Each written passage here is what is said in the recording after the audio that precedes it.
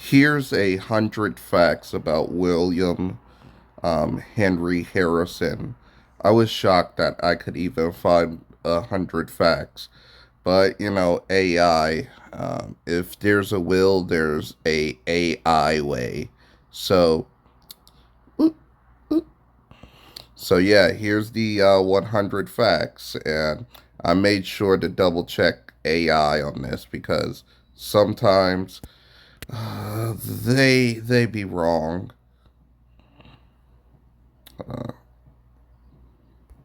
Here is the complete formatted text of the 100 facts regarding William Henry Harrison.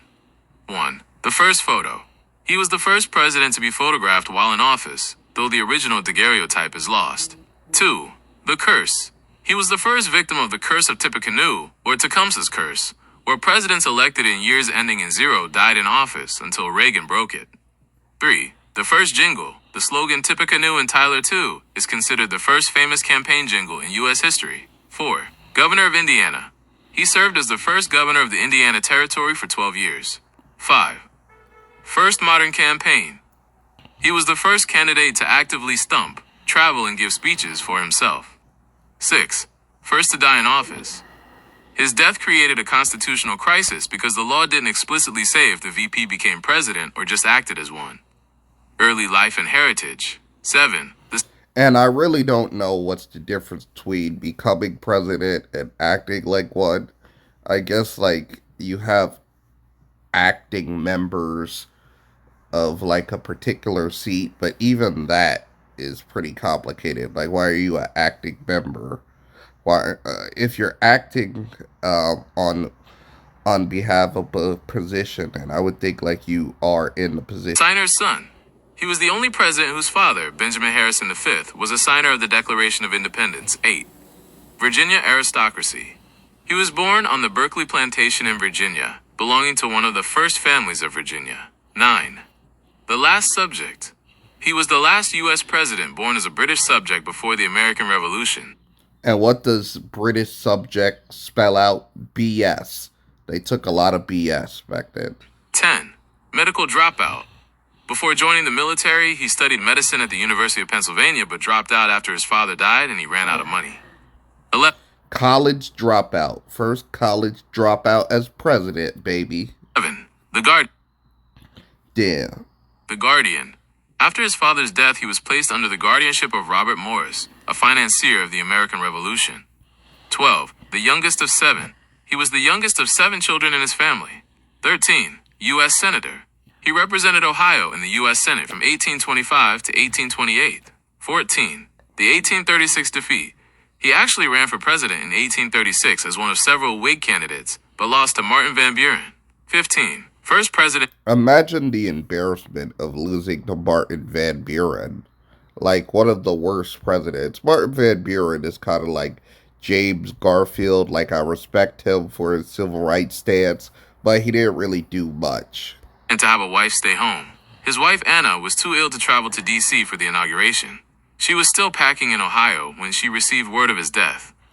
When I heard wife stay home, I was thinking like a stay-at-home wife, not like a wife that was so ill, like she just stayed at home during his inauguration. But maybe that was a smart thing because dude got sick during his inauguration and then died. 16. White House records. He is the only president for whom no official executive orders or major legislation were signed because he was sick for most of his term. 17. Oldest president at the time. At 68, he was the oldest person to be elected president until Ronald Reagan in 1980. 18. Ambassador. He was appointed minister to Colombia in 1828, but I'm seeing a lot of connections towards Ronald Reagan and him. He was the oldest president until Ronald Reagan. Everybody died in a 20-year span up to Ronald Reagan. Like, seeing a lot of connections. was recalled by Andrew Jackson, who was his political rival. Wow. And Frontier, years 18. The Ensign Commission. He entered the Army in 1791 after his medical studies failed, commissioned by George Washington himself. 19. That is crazy. So he's connected to 2 people who's on our currency, George Washington and Andrew Jackson. Just shows you how close each of these like time periods are with such great figures. Anthony Wayne's aide. He served as an aide-de-camp to Mad Anthony Wayne at the Battle of Fallen Timbers, which opened up the Northwest Territory 20. The Treaty of Fort Wayne. As governor, he negotiated a controversial treaty in 1809 that obtained 3 million acres of American Indian land, fueling Tecumseh's resistance. 21. The Prophetstown. Speaking of being connected to Andrew Jackson, he definitely knows how to take land like Andrew. He led the forces that destroyed Prophetstown while Tecumseh was away, effectively ending the dream of a unified Native American Confederacy. 22. War of 1812 hero. He was a major general during the War of 1812 and won the decisive Battle of the Thames, where Tecumseh was finally killed. 23. Resignation over beef. He resigned from the Army in 1814 after a dispute with Secretary of War John Armstrong Jr. over administrative slights and oddities. 24. The first delegate. Before becoming governor, he was the first person to represent the Northwest Territory in Congress as a non-voting delegate. 25. The Land Act of 1800. He authored the law that made it easier for ordinary settlers to buy small plots of land in the West on credit. 26. Nice. The Clerk of Courts. In a rare reverse career move, after serving as a U.S. Senator and Ambassador, he took a humble job as a county court clerk in Ohio to pay off his mounting debts. 27. Old Granny. His political opponents originally called him Old Granny to imply he was too old and senile for the presidency, a nickname the Whigs successfully flipped. 28. The Log Cabin Myth. Despite the Log Cabin campaign, Harrison was a wealthy Virginia aristocrat who lived in a 16-room mansion called Grouseland. The 1840 campaign and inauguration, the first dark horse strat. Oh, so kind of like he reminds me like WHH reminds me of like Donald Trump, how he could basically how he grew up like rich, but he flipped that to make him look like a commoner, stuff like that. You get what I'm saying? The Whigs chose him over Henry Clay because he was a war hero with fewer political enemies than Clay 30. The hard cider insult. A Democratic newspaper mocked him by saying he'd be happy with a pension and a jug of hard cider. The Whigs turned the cider jug into their official campaign symbol. 31. The longest speech. His inaugural... It kind of reminds me of how Andrew Jackson turned the whole idea of him like being a jackass into like the representation of the Democrat animal, like the donkey. Address was 8,445 words long and took nearly 2 hours to read in a freezing rainstorm. 32. No coat or hat. To prove he was still a tough soldier despite being 68, he refused to wear an overcoat or hat during the inauguration. 3. The edited speech. His friend and Secretary of State Daniel Webster claimed he killed 17 Roman proconsuls. I wonder if that was the same Daniel Webster who came out with a dictionary. While editing Harrison's speech to make it shorter and less academic. The Short Presidency and Death. 34. The Grocery Run. He was known to walk to the local D.C. markets himself to buy vegetables and meat for the White House kitchen. 35. The Constitutional Acting Debate. Upon his death, the cabinet initially wanted to call John Tyler Vice President acting as president, but Tyler asserted he was the president. That was a mouthful. A vice president acting as president. Oh, wow, that would have been horrible. Setting a 100-year precedent. 36. The Precedent. It rhymes, baby. Pneumonia myth. While long blamed on his speech in the rain, modern doctors believe he actually died of septic shock caused by the White House's contaminated water supply, enteric fever. 37. The first presidential funeral. He was the first president to have a formal state. I wonder why his wife or nobody else died of septic shock. Or maybe it wasn't documented since, he was president. Funeral, which featured a black draped funeral carriage. 38. The 31-day term. His presidency lasted exactly 31 days, 12 hours, and 30 minutes. 39. The shortest-lived legacy. He is the only president whose entire administration fits into a single month of a calendar, March-April 1841. 40. Grandfather of a president. He is the only man to be both the president and the grandfather of a future president, Benjamin Harrison, the 23rd president. Life and Family Secrets. 41.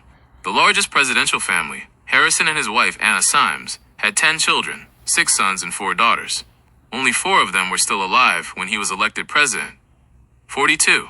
Wow, Miss Symes was on her grind. A forbidden marriage. Harrison eloped with Anna because her father, Judge John Cleves Symes, disapproved of her marrying a soldier. When the judge finally met Harrison after the marriage, he asked how he intended to support her.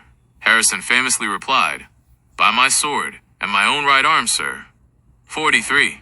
Ohio gubernatorial run. Oh, that was a little bit clever. By my sword and by my own right arm.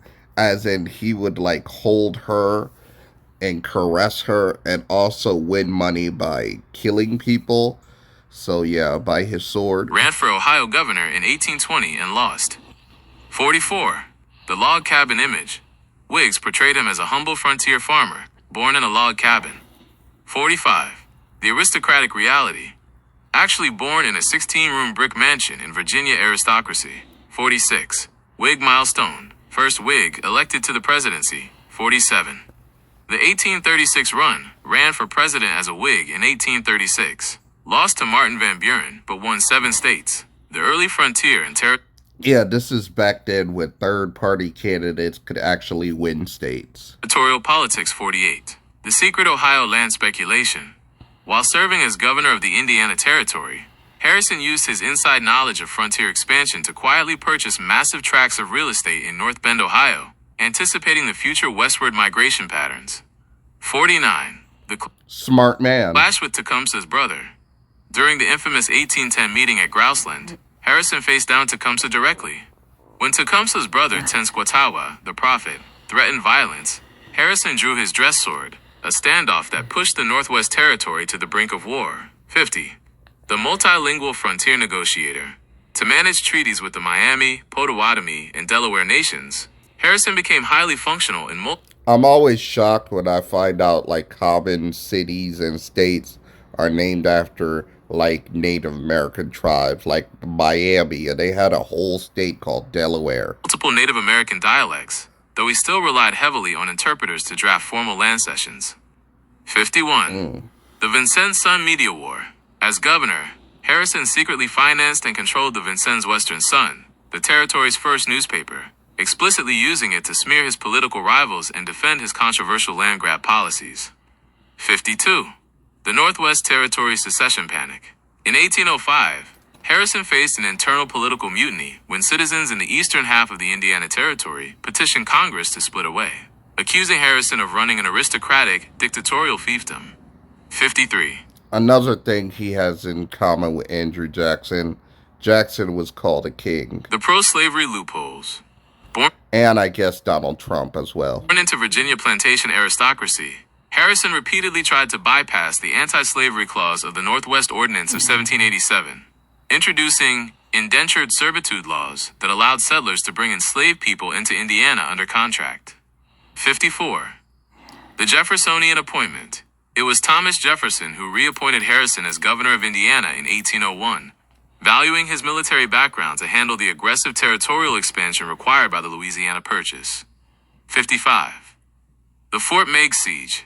During the War of 1812, Harrison successfully held Fort Meigs in Ohio against a brutal combined siege by British forces and Tecumseh's warriors, cementing his status as a master of frontier defense. 56. The Battle of Fallen Timbers promotion. His tactical coolness under fire at Fallen Timbers earned him a promotion to lieutenant on the spot, directly signed by General Mad Anthony Wayne 57. The Secretary of the Northwest Territory. Before jumping into Congress, John Adams appointed Harrison as the official secretary of the Northwest Territory in 1798, serving as the primary administrator for the entire modern Midwest. 21. Shortly after his congressional career, Harrison attempted to jump to the Ohio State Senate and lost, a stinging local defeat that temporarily derailed his national ambitions. 59. The presidential elector duty. In the election of 1820, Harrison served as an official U.S. presidential elector for Ohio, casting his vote for James Monroe's uncontested second term. 60. The 1824 Jacksonian pivot. During the chaotic four-way presidential election of 1824, Harrison initially supported Henry Clay, but quickly aligned with Andrew Jackson's populist wave when Clay was eliminated, a move he later regretted. 61. The Senate Foreign Relations Post. During his brief tenure in the U.S. Senate, 1825 to 1828, Harrison was appointed chairman of the Committee on Military Affairs, utilizing his War of 1812 experience to restructure peacetime Army pensions. 62. The anti-Masonic alignment. To rebuild his political base in Ohio during the early 1830s, Harrison aligned himself closely with the rising anti-Masonic movement, capitalizing on their suspicion of Jacksonian elites. 63. The internal improvements obsession. As an Ohio representative, Harrison fiercely advocated for federal funding to build roads and canals, arguing that Western farmers were being choked out of Eastern markets by a lack of infrastructure. 64. The financial ruin of 1830. When Andrew Jackson recalled Harrison from his ambassador post in Colombia, Harrison returned home completely bankrupt due to failed agricultural investments and the cost of his overseas travel. 65. The whiskey distillery abandonment. In his youth, Harrison operated a highly profitable whiskey distillery on his Ohio estate. He abruptly shut it down and became a fierce advocate for the temperance movement after witnessing alcoholism ruin frontier soldiers. 66. The Relief for War Widows Bill. In Congress, Harrison authored one of the first comprehensive federal bills providing direct financial relief and land bounties to the widows and orphans of soldiers killed in the War of 1812. 67. The Cincinnati Public Schools launch. During his post-military civilian life, Harrison served as a trustee and financial backer for some of the earliest public education initiatives in Cincinnati. 68. The 1822 congressional defeat.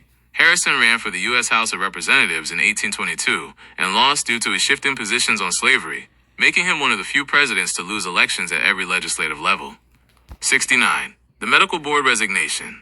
While living in Ohio, Harrison was appointed to the medical board of the nascent Cincinnati College, a nostalgic nod to his abandoned medical youth, though he resigned due to political scheduling conflicts. The Whig Machine and the 1840 Campaign 70. The Log Cabin and Hard Cider Songbook, the Whig Party, didn't just use symbols. They published the first mass-distributed political songbook, featuring tracks like Tip and Tie that voters sang at giant rallies. 71. The Giant Ball Rollers, the 1840 campaign, invented the phrase, "keep the ball rolling." Whig supporters constructed massive, 10-foot-tall leather balls covered in pro-Harrison slogans and literally rolled them from town to town.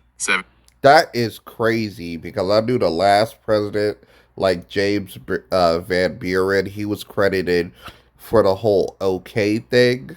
Or, no, was it this one? Like, all correct?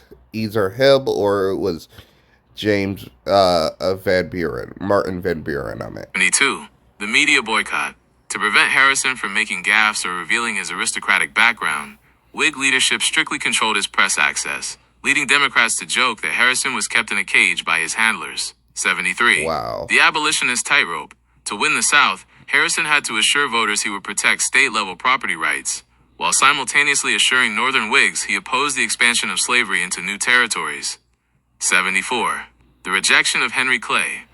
At the 1839 Whig National Convention in Harrisburg, Pennsylvania, corporate backroom deals intentionally blocked Henry Clay on the first ballot because party bosses knew Clay's elitist image couldn't beat the Democrats.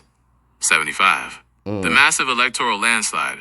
While the popular vote was razor thin, separated by just 145,000 votes, Harrison completely crushed Martin Van Buren in the Electoral College, winning 234 votes to Van Buren's 60. 76. The Whig Almanac launch. The 1840 campaign saw the birth of the Whig Almanac, a hyper-partisan handbook loaded with farming tips, weather forecasts, and intense anti-Jacksonian propaganda. 77.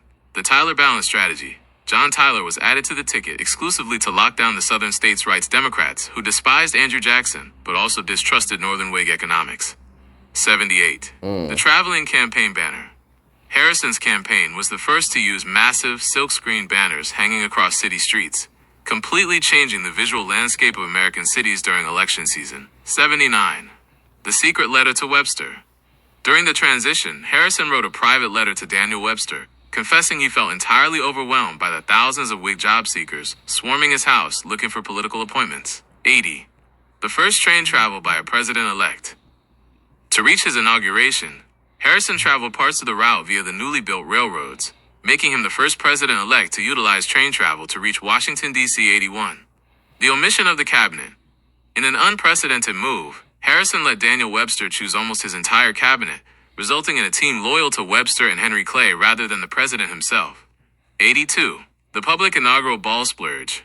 Harrison's campaign hosted 3 separate inaugural balls in Washington, D.C. on the night of March 4, 1841, creating a massive entertainment spectacle that drew tens of thousands of visitors to the Capitol. 3. The battle with Henry Clay. In his 3 weeks in office, Harrison had a furious showdown with Whig leader Henry Clay in the White House. When Clay demanded a special session of Congress, Harrison snapped, "Mr. Clay, you forget that I am the president." 84. Wow. The office seeker mob Harrison was so accessible that job hunters literally slept in the White House hallways. He was once physically pinned against a wall by a crowd of men demanding postmaster appointments. 85. That is The crazy. contaminated water system. In 1841, Like, people talk about how people were job seekers when it came to James Garfield. I didn't know that people literally pinned him to the wall, and he only lived for like a month, so he was sickly as hell. Washington, D.C. lacked a sewage system. The White House water supply was pumped down the street from a marshy area, directly downstream from an open public depository for human waste, validating the modern enteric fever theory. 86. The final written document. The last official piece of paper Harrison ever signed was a formal call for a special session of Congress to address the country's tanking financial system, scheduled for May 31, 1841, a session he never lived to see. 87. The cold water cure disaster. When Harrison first fell ill, White House physicians applied traditional cures, including blistering his skin, using mustard plasters, administering crude laxatives, and treating him with Ipecac, which severely dehydrated his failing system. 88. The Native American herbal remedies. In a desperate late-stage That kind of, like, all their supposed cures kind of reminded me of what happened to George Washington. move, physicians tried frontier folk remedies, including a preparation made from Seneca snake root, a traditional Native American cure for respiratory ailments that only worsened his internal bleeding. 89. The missing vice president. When Harrison died on April 4, 1841, Vice President John Tyler was at his home in Williamsburg, Virginia. He didn't find out the president was dead until a State Department messenger arrived on horseback 2 days later. 90. The autopsy refusal. Despite the sudden, shocking nature of his death, his wife Anna and the remaining family refused to allow an autopsy, sealing the true biological cause of his death a mystery for over 150 years. 91. The executive salary dispute. Because he only served for 31 days, the federal government had to pass a special appropriation bill to pay his estate a prorated portion of the presidential salary, alongside an additional $25,000 to save his widow from immediate destitution. The Family Secrets in Epilogue 92. The Secret Enslaved Lineage. Historical records and oral histories maintain that Harrison fathered 6 children with an enslaved woman named Dilcia on his plantation, including a grandson, Walter Francis White, who would later become the leader of the NAACP. 93. I know Mr. Walter White. Oh man, he used to. Y'all should look him up. He used to like, since he passed as white, he would get accounts of like lynchings like happened throughout the South. That's crazy. The daughter's fatal flight. His daughter, Lucy Harrison, died suddenly in 1826 at age 26 after fleeing her home during a severe mental health crisis, an event that plunged Harrison into a deep, long-lasting clinical depression. 94. The Native American adoption myth, frontier legend, claimed Harrison adopted a young Shawnee orphan after the Battle of the Thames. In reality, he brought multiple indigenous youths to Grouseland to work as domestic servants under the guise of an apprenticeship. 95. The debt-ridden will. When Harrison's will was read, it revealed his entire estate was leveraged to the hilt with bank loans. His properties had to be managed by a trust to prevent his children from losing their inheritance to creditors. 96. The son's grave robbing horror. In a surreal twist of history, the body of Harrison's son, John Scott Harrison, was stolen by grave robbers in 1878 and discovered by his family hanging in an Ohio medical college for anatomical dissection. 97. The only 2-president lineage father, John Scott Harrison, William Henry's son, holds a singular place in American history. He is the only man to be both the son of a U.S. president and the father of a U.S. president, Benjamin Harrison. 98. The Tomb Vandals. Harrison's final resting place in North Bend, Ohio, was targeted so frequently by vandals and souvenir hunters in the late 19th century that the state had to construct a massive reinforced concrete obelisk to protect the burial vault. 99. Wow. The final words to the cabinet. As he lay dying, Harrison spoke his final words to his attending doctor, intending them for John Tyler. "Sir, I wish you to understand the true principles of the government. I wish them carried out. I ask nothing more." 100. Lying in state. He was the first president to lie in state in the White House East Room. All right, so that was 100 facts about William Henry Harrison. Wow, I thought this guy would be boring, but this video is like 25 minutes. Leave a like and share the video if you can. Leave a comment also.